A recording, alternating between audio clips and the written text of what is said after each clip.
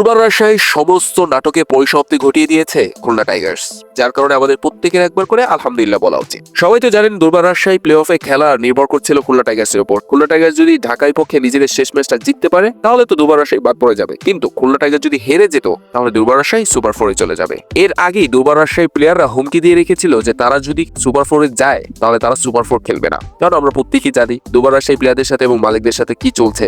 রাজশাহীর মালিক হুট করেই ফকির হয়ে গিয়েছেন, দেউলিয়া হয়ে গিয়েছেন। বিপিএল শুরুর আগে তো অনেক বড় বড় চাপা মেরেছিলেন, কিন্তু বিপিএল শুরু হওয়ার পর প্লেয়ারদেরকে টাকাই দিতে পারছেন না, পথের ফকির হয়ে গিয়েছেন। হুট করে আবার একদিন চেক দিয়েছিলেন প্লেয়ারদের হাতে, সেই খুশিতে এনামূলক বিজয়রা ছবিও পোস্ট করেছিলেন ফেসবুকে, কিন্তু এরপর যখন ব্যাংকে যান টাকা তুলতে, ব্যাংকে গিয়ে দেখেন টাকা নেই, ব্যাংক শূন্য। চিন্তা করা যায় অত বিচ্ছিরি খেলা খেলেছে এই দুর্বার রাজশাহী মালিক পক্ষ। তো যার কারণে দুর্বার রাজশাহী প্লেয়াররা অগ্রিম হুমকি দিয়ে রেখেছিল যে তারা যদি প্লে অফে যেতে পারে তারা প্লে অফ খেলবে না, যদি না মালিক পক্ষ তাদের পেমেন্ট না করে।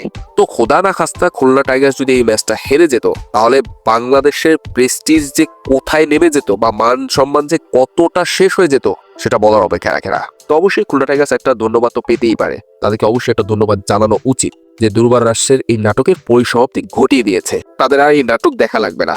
এইবারের বিপিএল এত মান সম্মান নষ্ট করেছে দুর্বার রাজশাহী মালিক পক্ষ, সেটা বলার বাইরে।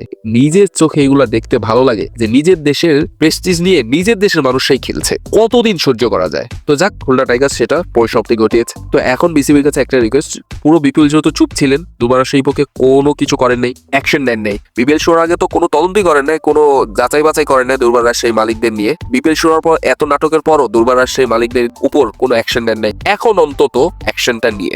আর আগামী বিপিএল শুরুর আগে যাচাই বাছাই করে সুন্দর মতো বিপিএলটা আয়োজন করে, এইরকম নাটক যেন আগামী বিপিএলও না হয়।